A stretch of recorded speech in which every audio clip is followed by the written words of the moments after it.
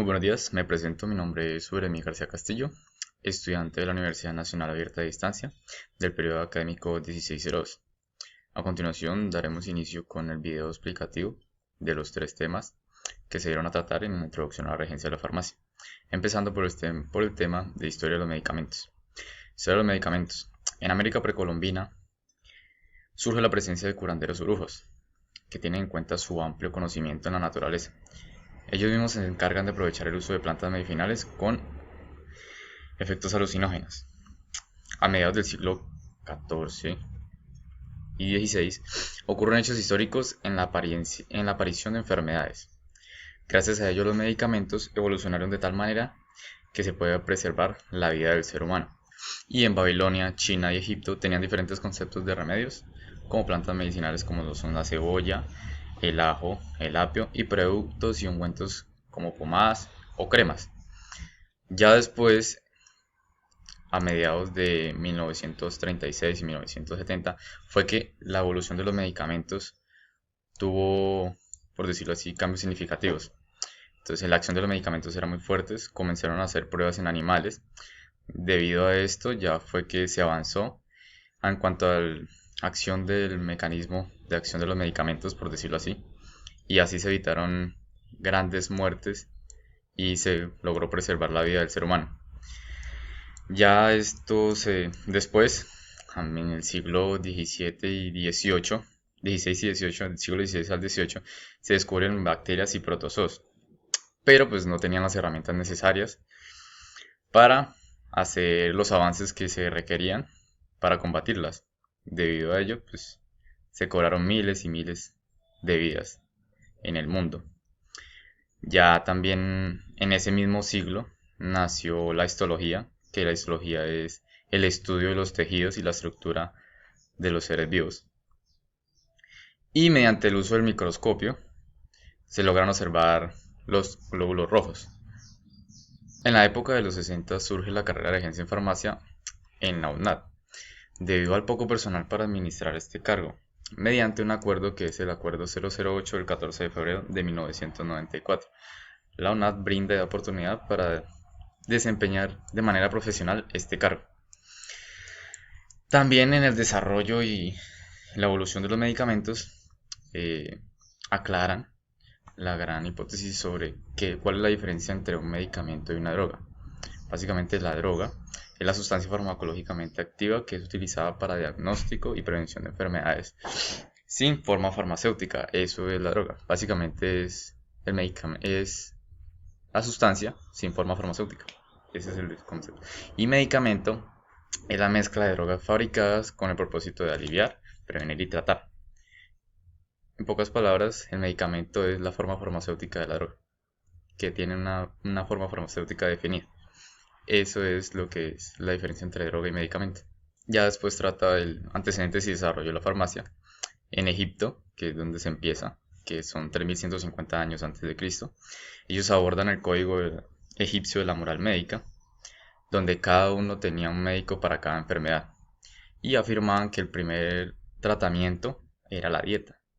Ya después sigue Asiria y Babilonia, que es 2600 años antes de Cristo, mucho tiempo atrás.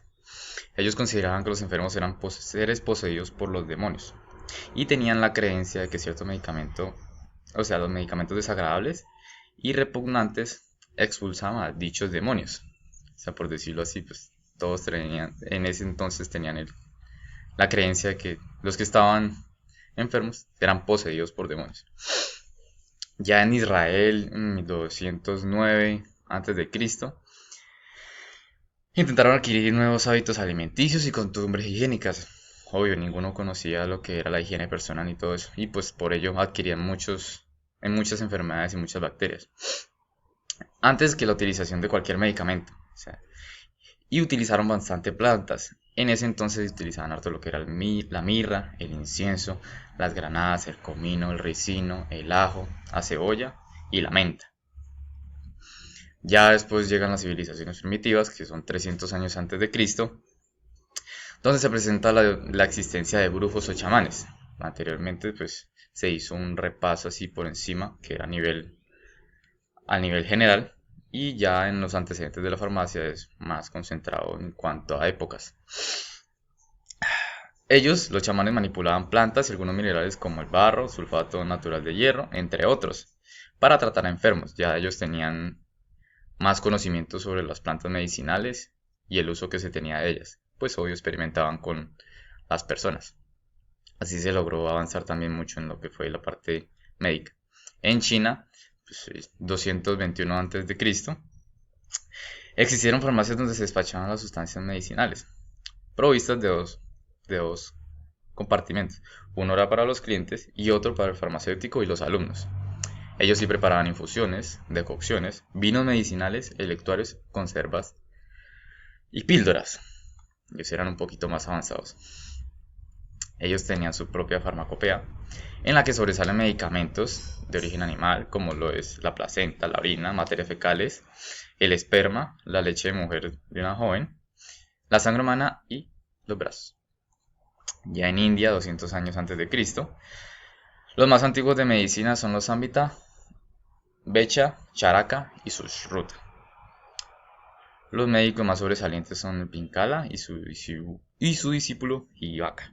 Mostraron la riqueza de la fitoterapia india, una nueva forma de fisioterapéutica, así por decirlo. Ellos utilizaban medicamentos como infusiones, maceraciones, decocciones, píldoras, ungüentos, colirios, lavativas o linimentos. Ya en 1221 se tiene constancia de la primera farmacia de Europa. En ese entonces, pues, no eran farmacias, sino podemos decir que eran más que todo chamanes o médicos que se especializaban en eso. Pero farmacias en sí, solo se tiene registro en la historia que desde 1221 se tiene constancia de la primera farmacia de Europa, o sea, más o menos en España, por decirlo así. Ya de 1800 a 1848 se dieron varios avances importantes. Uno de ellos fue el aislamiento de la morfina a partir del opio. En el año de 1806, practicada por Adam Sir Turner. Después, Pasteur da un nuevo concepto de enfermedad de la microbiología médica. Ya ahí se desarrolla la higiene pública y medicina social. Nace así la farmacología experimental y la química moderna, que desarrolla el estudio de los gases y la química orgánica. Ya después llega 1848 y 1914, donde aparecen los inyectables, o sea, las jeringas. La inventa Wood, que es el que inventó la aguja hipodérmica en 1853. Parvas inventó en 1851 la jeringa y Limousin las ampollas de vidrio en 1886. En ese mismo año empezó la farmacodinamia, 1878. Ya después, en 1914, a la actualidad, se crean nuevas disciplinas terapéuticas experimentales. Se desarrollan además los fármacos como principal recurso médico y luego el auge de la bioquímica y la biología molecular. Con la revolución de la tecnología, hoy aplicada a la medicina y el desarrollo de la industria farmacéutica. Lo que es la medicina y la tecnología ha tenido unos grandes avances muy importantes a lo largo de la historia, más que hoy en la actualidad. Y se inicia un programa de análisis de genoma humano en 1991, donde piel artificial derivada de polímeros, ¿no? Ya en el Reino Unido generan un mini hígado del tamaño de una moneda, o sea, más o menos así de pequeño o grande, bueno, no sé. Uy, que es bastante pequeño. Y esto se genera a partir de células madres de la sangre de un cordón umbilical. Ya en 2017, un poquito ya más actual, se generan tejidos completos a través de bioimpresoras en 3D, permitiendo resolver problemas generados por quemaduras o daño de tejidos. Eso quiere decir que el avance de la tecnología ha sido demasiado importante a lo largo de este transcurso. Ya después damos inicio a la Ley 485 de 1998, que son las funciones que puede desempeñar un regente de farmacia. ¿Cuáles son las funciones que un regente de farmacia puede desempeñar? Él puede dirigir droguerías, dirigir servicios farmacéuticos de IPS, dispensar medicamentos, distribución y vigilancia cuanto al uso apropiado de medicamentos. Él es el principal responsable del De dirigir los establecimientos farmacéuticos mayoristas que distribuyen medicamentos. Ellos son los que, por decirlo así, tienen la custodia y conservación óptima de medicamentos y los que ayudan a la entrega oportuna de medicamentos. Los que ayudan también a revisar las fechas de vencimiento de cada medicamento y que éste tenga una custodia de semaforización a cada uno de los medicamentos. ¿Qué es semaforización? Semaforización es que depende a los meses que esté por vencimiento, asimismo se semaforiza, o sea, rojo, verde y amarillo, son los tres colores, y asimismo se semaforiza.